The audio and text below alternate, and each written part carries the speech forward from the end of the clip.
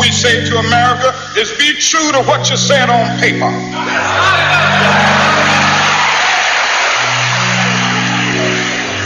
If I lived in China or even Russia or any totalitarian country, maybe I could understand some of these illegal injunctions.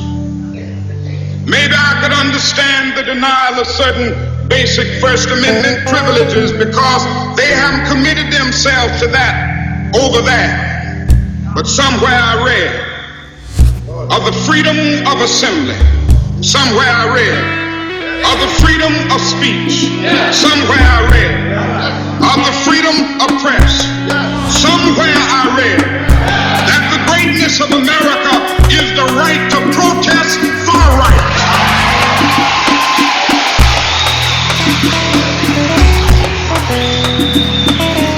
So just as I say we aren't going to let any dogs or water hoses turn us around, we aren't going to let any injunction turn us around.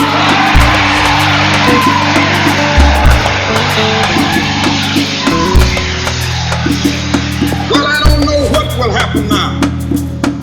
We've got some difficult days ahead.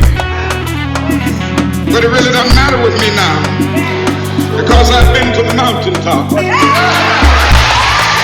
don't mind. Like anybody, I would like to live a long life. Longevity has its place. But I'm not concerned about that now. I just want to do God's will. And He's allowed me to go up to the mountain. I've looked over and I've seen the promised land. I may not get there with you, but I want you to know tonight that we as a people will get to the promised land.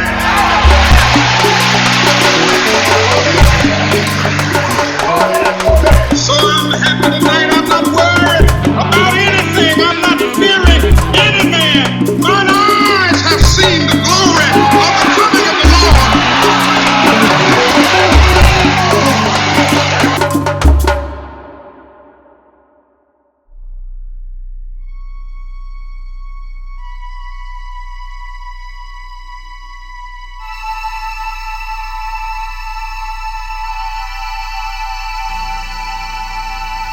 This is a CBS News special report.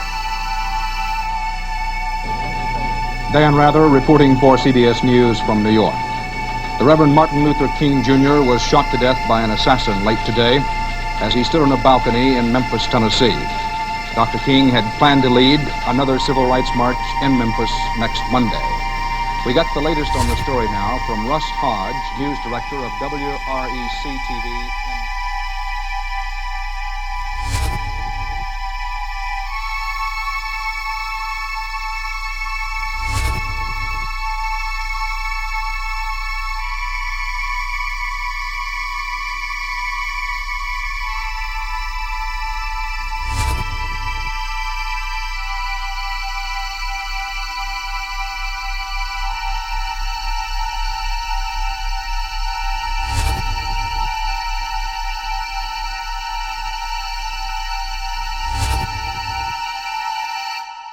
African Americans, or so-called Negro. One of the reasons that it is bad for us to continue to just refer to ourselves as so-called Negro, that's negative. When we say so-called Negro, that's pointing out what we aren't, but it isn't telling us what we are.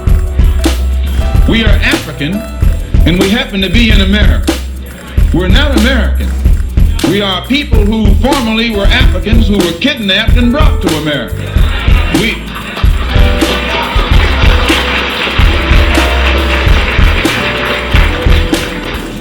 Our forefathers weren't the Pilgrims. We didn't land on Plymouth Rock. The rock was landed on us.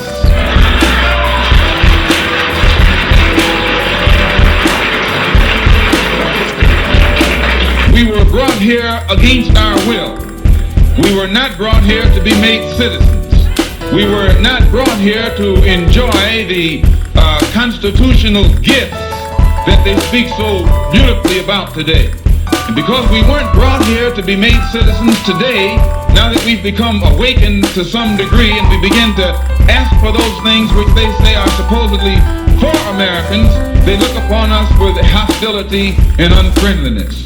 So our unwanted presence, the fact that we are unwanted, is becoming magnified in all of America's preachments today.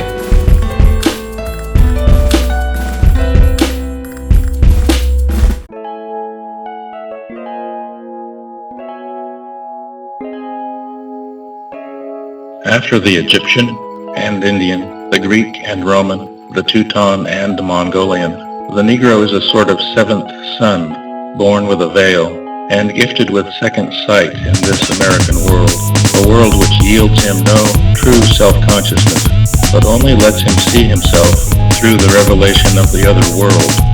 It is a peculiar sensation, this double consciousness, this sense of always looking at oneself through the eyes of others, of measuring one's soul by the tape of a world that looks on in amused contempt and pity. One ever feels this two-ness, an American, a Negro, two souls, two thoughts, two unreconciled strivings, two warring ideals in one dark body, whose dogged strength alone keeps it from being torn asunder.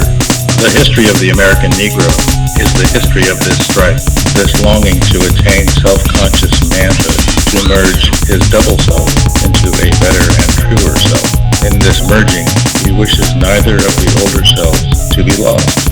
He would not Africanize America, for America has too much to teach the world and Africa. He would not bleach his Negro soul in a flood of white Americanism, for he knows that Negro blood has a message for the world. For a man to be both a Negro and an American, without being cursed and spit upon by his fellows, without having the doors of opportunity closed roughly in his face.